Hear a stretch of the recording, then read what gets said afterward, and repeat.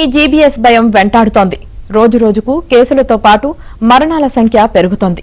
జీబీఎస్తో మరొకరు మృతి చెందడంతో మరణాల సంఖ్య 3కు చేరింది. గుంటూరు జీజీహెచ్లో జీబీఎస్తో మరో మహిళ మృతి చెందింది. జీబీఎస్ గురించి భయపడాల్సిన అవసరం లేదని ఓవైపు ప్రభుత్వం చెబుతున్నా పెరుగుతున్న మరణాల సంఖ్య ప్రజలను ఆందోళనకు గురిచేస్తోంది.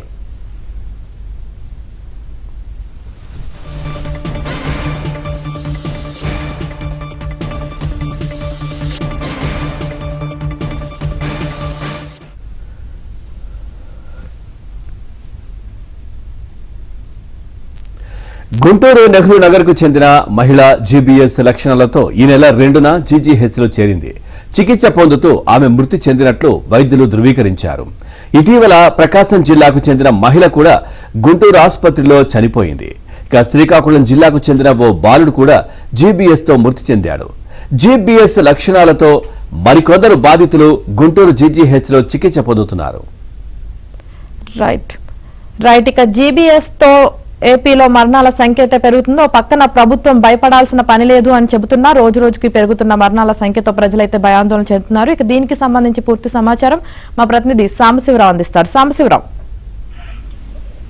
ఆంధ్రప్రదేశ్ లో జీబీఎస్ పై ప్రజల్లో ఒక రకమైన ఆందోళన భయం అయితే మొదలైంది. ఇప్పటికే 2 మరణాలు సంభవించగా తాజాగా గుంటూరు జీజీహెచ్ లో మరొకరు మృతి చెందిన సంఘటన స్థానికులను కలవరపాటు గురి చేస్తుంది. ఆంధ్రప్రదేశ్ లో జీబీఎస్ తో తొలుత శ్రీకాకుళం జిల్లాలో ఒక బాలుడు జీబీఎస్ లక్షణాలతో మృతి చెందగా ఆ తర్వాత గుంటూరు జీజీహెచ్ లో ప్రకాశం జిల్లాకు చెందిన ఒక మహిళ మృతి చెందిన విషయం తెలిసిందే. తాజాగా గుంటూరు నగరానికి చెందిన మరొక మహిళ ఈ జీబీఎస్ లక్షణాలతో మృతి చెందటం ఇప్పుడు మొత్తంగా ఆంధ్రప్రదేశ్ లో జీబీఎస్ మరణాలు 3గా నమోదైనట్లు కూడా తెలుస్తుంది. ఒకవైపు ప్రభుత్వం జీబీఎస్ వల్ల భయపడాల్సిన ఆందోళన చెందాల్సిన అవసరం లేదు అని వైద్య శాఖ మంత్రి గాని వైద్య ఆరోగ్య శాఖ అధికారులు గాని చెప్తున్నప్పుడు కూడా మరోవైపు ఆసుపత్రుల్లో చేరుతున్న కేసులు నమోదవుతున్న కేసులు గాని మరణాలు ఒక్కొక్కటిగా పెరుగుతున్న నేపథ్యంలో తెలియని భయం అయితే ప్రజల్లో నెలకొని ఉంది. అసలు ఇది ఎందుకు వస్తుంది, వస్తే లక్షణాలు ఏంటి, ఎలాంటి లక్షణాలు వస్తే ఆసుపత్రుల్లో చేరాలనేది కూడా పూర్తి స్థాయిలో ప్రజలకు అవగాహన లేకపోవడంతోనే ఒక రకమైన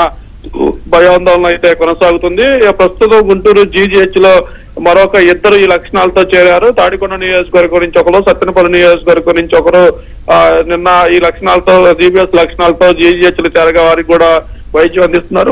మొత్తంగా ఇప్పటి వరకు జీజీహెచ్ లో నమోదైన కేసులు 10గా జీజీహెచ్ లో ఈ కేసు నమోదైన వారు 10 మంది వరకు కూడా గుంటూరు జీజీహెచ్ లో కేసులు నమోదయ్యాయి. వారిలో 2 చనిపోగా 2 రికవరీ డిశ్చార్జ్ వెళ్ళిపోగా మరొక 4 గుంటూరు జీజీహెచ్ లో చికిత్స పొందుతున్న పరిస్థితి అయితే ఉంది. మరి రాష్ట్ర ప్రభుత్వం గానీ వైద్య ఆరోగ్య శాఖ గానీ ప్రజల్లో భయం నెలకొని ఉన్న భయాన్ని తొలగించేందుకు ఎలాంటి చర్యలు చేపడతారు, వాళ్ళకి అవగాహన కల్పించే చర్యలు ఏమైనా చేపడతారు అనేది కూడా వేచి చూడాల్సిన పరిస్థితి అయితే ఉంది. Thank you Sambasivarao.